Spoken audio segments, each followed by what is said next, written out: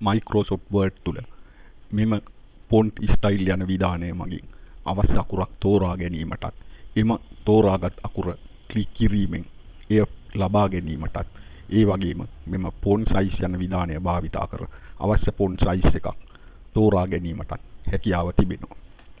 එම තෝරාගත් අකුරු රටාව සහ ෆොන්ට් සයිස් එක අනුව කීබෝඩ් එකේ අදාළ කීයක තද කිරීමෙන් කර්සර් එක ඇති ස්ථානයට එම අකුර ලබා ගැනීමට හැකියාව තිබෙනවා. ඒ වගේම shift key එක හෝ caps lock key එක ආධාරයෙන් එය capital හෝ simple කර ගැනීමට හැකියාව තිබෙනවා. කීබෝඩ් එක මගින් මේ ආකාරයෙන් ඉංග්‍රීසි අකුරු ටයිප් කිරීමට ඉතාමත් පහසු වුවත් මෙම සිංහල අකුරක් තෝරාගත් විට ඉංග්‍රීසි අකුරු මෙන් ඉංග්‍රීසි අකුරු ආකාරයෙන් ඉතාමත් පහසුවෙන් ටයිප් කිරීමට සාමාන්‍යයෙන් හැකියාවක් ලැබෙන්නේ නැහැ. සිංහල අකුරු රටාවක් තෝරාගෙන මේ අයුරින් කර්සර් එක ඇති ස්ථානයට එම අකුරට අදාළ කී එක තද කිරීමෙන් එම අකුර ලබා ගැනීමට හැකියාව තිබෙනවා. මෙහි මම දැන් අයන්න ටයිප් කළා, ස්පේස් කළා, සයන්න ටයිප් කරා. එය අදාළ කී එක මගින් සියන්න යනුවෙන් දැක්වුවා. ඒ වගේම මම මෙහි මියන්න ටයිප් කිරීම සඳහා මයන්නට අදාළ අකුර තද කර එය මියන්න යනුවෙන් මේ ආකාරයෙන් ටයිප් කළා. එහිදී අපිට දකින්න පුළුවන් සයන්නට ඉස්පිල්ල ඉතාමත් යෝග්‍ය අයුරින් ඉතාමත් පැහැදිලි අයුරින් එක් වූවත් මයන්න මියන්න කිරීම සඳහා එම කී එක මගින් පැහැදිලි අකුරක් ලබා ගැනීමට නොහැකි වූ ආකාරය. ඒ වගේම මම මෙහි සයන්න ටයිප් කළා එය අල් සයන්න කරනවා. රයන්න ටයිප් කළා එය අල් රයන්න කළ විට ඔය ආකාරයෙන් දකින්න පුළුවන්. මෙයට මූලිකම හේතුව වන්නේ නිසි ප්‍රමිතියකින් තොර අකුරු පරිගණකය තුළ භාවිතා වීමයි. අද බොහෝ විට නිසි ප්‍රමිතියකින් යුත් අකුරු සොයා ගැනීමට ඉතාමත් අපහසු කාර්යයක් වෙනවා. ඒ වගේම විවිධ සිංහල අකුරු ටයිප් කිරීම සඳහා මෘදුකාංග නිර්මාණය වී තිබෙනවා. එමේ එක් මෘදුකාංගයක් පරිගණකයට ඇතුළත් කර අපි ඒ තුලින් සිංහල අකුරු ටයිප් කළ විට ඉතාමත් නිවැරදිව පැහැදිලිව ටයිප් කර ගැනීමට හැකියාවක් තිබෙනවා. බොහෝ විට එම මෘදුකාංග එකින් එකකට වෙනස් ස්වරූපයක් දකින්න පුළුවන්. අපි පරිගණකය තුළ එක් මෘදුකාංගයක් ඇතුළත් කර ඒ ආධාරයෙන් සිංහල අකුරු නිවැරදිව ටයිප් කළත් අපට වෙනත් පරිගණකයක් තුලදී සිංහල ලිපියක් ටයිප් කිරීමට අවශ්‍යතාවයක් ඇති වුවහොත් අප පුරුදු පුහුණු එම සිංහල අකුරු ටයිප් කරන මෘදුකාංගය එම පරිගණකය තුල නැතිනම් අප ඊටමත් අපහසුතාවයකට පත් වෙනවා. මෙහිදී මා බලාපොරොත්තු වෙනවා මෘදුකාංගයකින් තොරව පරිගණකයේ ඇති පහසුකම් වලින් පමණක් නිවැරදිව අකුරක් ටයිප් කරගත හැකි ආකාරය පිළිබඳව. ඒ සඳහා ක්‍රම කීපයක් යොදාගත හැකි. මම මෙම අකුරු ටික backspace key එක මගින් ඉවත් කර මම එහි පළමුවෙන්ම අයන්න ටයිප් කළා. මෙම අකුරු තුලින් අල්ම යන්න යනුවෙන් ඉතාමත් නිවැරදිව ටයිප් කිරීමට හැකියාවක් නැහැ. මම ඒ සඳහා මෙම insert menu එක භාවිතා කළා.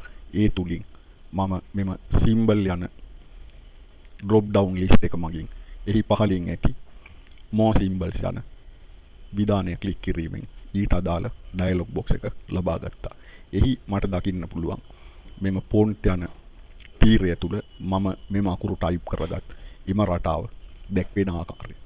එම රටාව දැක්වෙන්නේ නැත්නම් මට හැකියාව තියෙනවා මෙම drop down list එක මගින් තෝරා ක්ලික් කිරීමට. දැන් මට අල්ම යන්න යනුවෙන් ටයිප් කිරීමට අවශ්‍යයි. මම මෙහි මෙම අල්ම යන්න ක්ලික් කර insert යන විධානය ලබා දුන් විට කර්සර් එක ඇති ස්ථානයට එම අකුර පහසුවෙන් ලබා ගත හැකියි. එමෙන්ම මට හැකි අකුරු මම මෙම symbol යන dialog box එකෙන් තොරව මේ ආකාරයෙන් මා යනුවෙන් ටයිප් කරා. මේ ආකාරයෙන් මේ තුල මෙම කොටස තුල දැක්වෙන්නේ මෙම එප්පෙන් බින්දුමති යන අකුරු රටාව යටතේ ටයිප් කළ හැකි සියලුම characters. ඒ තුලින් ඕනෑම අකුරක් ක්ලික් කර කර්සර් එක ඇති ස්ථානයට යොමු කිරීමේ හැකියාව තිබෙනවා. මට මෙම අකුර අවශ්‍ය නම් ක්ලික් කර insert කිරීමෙන් හෝ එම අකුර මත ඩබල් ක්ලික් කිරීම මගින් කර්සර් එක ඇති ස්ථානයට එම අකුර ලබා ගැනීමේ හැකියාවක් තිබෙනවා. මම නැවතත් මෙම symbol යන dialog box එක close කර නැවතත් ටයිප් කිරීම සඳහා යොමු වෙන්නම්. මම මේ delete key එක මගින් ඉවත් කළා. home යන tab එක යටතේ අවශ්‍ය අකුරු රටාවක් තෝරා ගන්නු ලැබුවා. ඒ සඳහා මම සිංහල අකුරක් තෝරා ගන්නවා. ඒ වගේම මෙම ෆොන්ට් සයිස් එක මේ ආකාරයෙන් වැඩි කරගන්න. දැන් මට අවශ්‍යයි මේ තුල නිවැරදිව අකුරු ටයිප් කිරීමට. ඒ සඳහා මම පළමුවෙන් උදාහරණයක් ලෙස දක්වන්නම්. මෙහි ඇති මං ඉංග්‍රීසි අකුරක් තෝරාගෙන එම උදාහරණය දක්වන්නම්. ALT මම ALT 0.239 යනුවෙන් ටයිප් කළා. මෙහි දෙවනුව මම ALT 0.250 යනුවෙන් ටයිප් කළා. දෙවනුව මම ALT 0.180 යනුවෙන් ටයිප් කළා. දැන් මෙම විධාන නැත්තම් මෙම ෂෝට්කට් කී භාවිතා කිරීමෙන් සිංහල අකුරු ටයිප් කිරීමේ හැකියාවක් තිබෙනවා. ඒ සඳහා නැවතත් මම මෙම කර්සර් එක එන්ටර් කර මේ තුලින් සිංහල අකුරක් තෝරා ගනු ලබනවා. දැන් මෙම තෝරාගත් සිංහල අකුර කීබෝඩ් එකේ ALT කී එක තද කරගෙන 0.239 යනුවෙන් ටයිප් කර කීබෝඩ් එක අත්හල විට අල්ම යන්න ලබා ගැනීමට හැකියාව තිබෙනවා. ඒ වගේම කීබෝඩ් එකේ ALT කී එක තද කරගෙන 0.250 ටයිප් කිරීමෙන් වියන්න නිවැරදිව ලබා ගැනීමට හැකියාව තිබෙනවා. ඒ ආකාරයෙන්ම ALT කී එක තද කරගෙන 0.180 යනුවෙන් ටයිප් කළ විට ඕ යන්න ලබා ගැනීමේ හැකියාව තිබෙනවා. මේ ආකාරයෙන් අකුරට අදාළ මෙම ෂෝට්කට් කී එක ටයිප් කිරීමෙන් මෙම අකුර නිවැරදිව ලබා ගත හැකියි. ALT කී එක තද කරගෙන 0.239 ටයිප් කිරීමෙන් අල්ම යන්නත්, ALT කී එක තද කරගෙන 0.250 ටයිප් කිරීමෙන් වියන්නත්, ALT කී එක තද කරගෙන 0.180 ටයිප් කිරීමෙන් ඕ යන්නත් ලබාගෙන තිබෙනවා. සිංහල භාෂාව තුළ ඇති මෙවැනි හල් අකුරු නැත්නම් බැඳි අකුරු මේ වගේ අදාළ ෂෝට්කට් කී එක මගින් නිවැරදිව ටයිප් කර ගැනීමේ හැකියාව තිබෙනවා. මෙම අදාළ කෝඩ් එක ඕනෑම අකුරකට ලබා ගැනීමට සහ යොදා ගැනීමට හැකියාව තියෙනවා.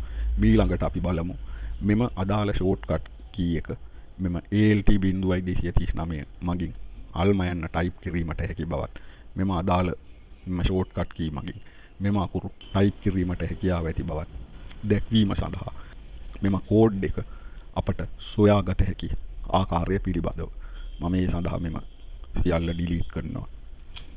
නැවතත් මම මෙහි සිංහල අකුරක් තෝරාගෙන අවශ්‍ය ෆොන්ට් සයිස් එකක් යොදාගෙන ඉන්සර්ට් මෙනු එක තුලින් සිම්බල් යන විධානය ක්ලික් කර more symbols යන විධානය මගින් එම සිම්බල් යන ඩයලොග් බොක්ස් එක ලබා ගත්තා. මෙහි දැක්වෙන මෙම අකුරු තුලින් අවශ්‍ය අකුරක් ටයිප් කර ගැනීමට හැකි ආකාරයත් එහි ෂෝට්කට් කී එක ලබා ගත හැකි ආකාරයත් අපි බලමු. මෙම අල්රා යන්න ක්ලික් කළ විට මේ පිටුවේ කර්සර් එක ඇති ස්ථානයට මෙම ඉන්සර්ට් කී එක මගින් යොදා ගත හැකි ආකාරය දැක්වුවා. ඒ වගේම මෙම අල්රා යන්න ක්ලික් කළ විට මෙම ෂෝට්කට් කී යන ස්ථානයේ එම අදාළ ෂෝට්කට් එක දැක්වෙන අයුරු අපට මෙහිදී දකින්න පුළුවන්. ඒ වගේම මෙම ඕනෑම අකුරක් සඳහා අදාළ ෂෝට්කට් එක මෙම අකුර ක්ලික් කළ විට ඊට අදාළ ෂෝට්කට් එක මෙතන දැක්වෙනවා. ඒ වගේම මෙහි ඇති බොහෝ අකුරු වලට අදාළ ෂෝට්කට් එක මෙම අකුර ක්ලික් කිරීම මගින් මෙතනට ලබා ගැනීමට හැකියාව තිබෙනවා. සිංහල භාෂාව තුළ ඇති සියලුම බැඳි අකුරු සඳහා මෙම ෂෝට්කට් එක ලබා ගත හැකි. මේ ආකාරයෙන් එම අකුර ක්ලික් කර බලා මෙම ෂෝට්කට් එක අපිට ලබා ගන්න පුළුවන්.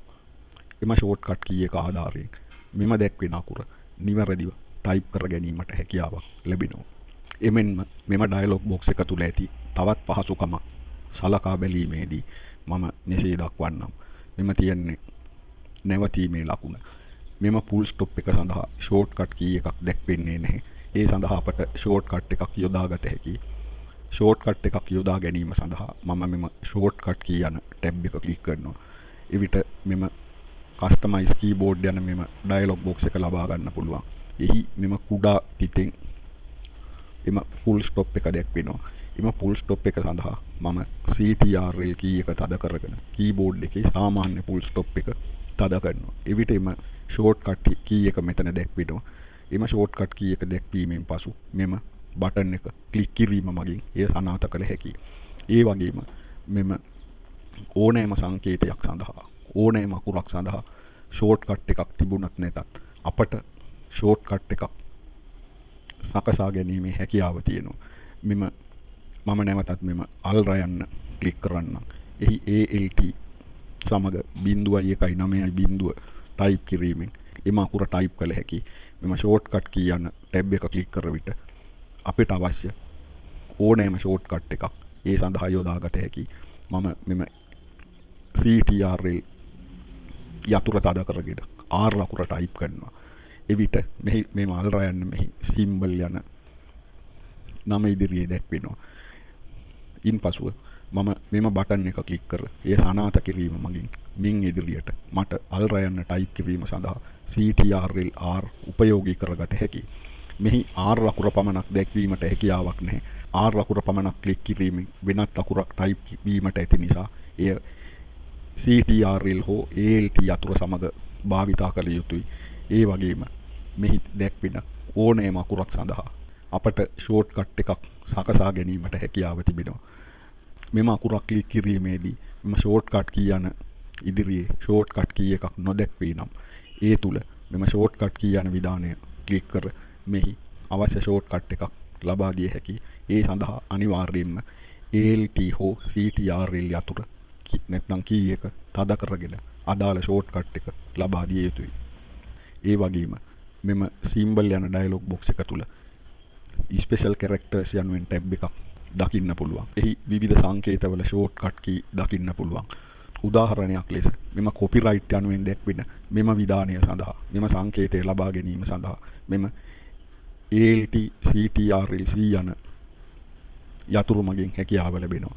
ඒ අනුව මේ තුල ඇති ඕනෑම සංකේතයක් මෙම එය ඉදිරියේ ඇති මෙම ෂෝට්කට් එක ටයිප් කිරීමෙන් ලබා ගැනීමට හැකියාව තිබෙනවා.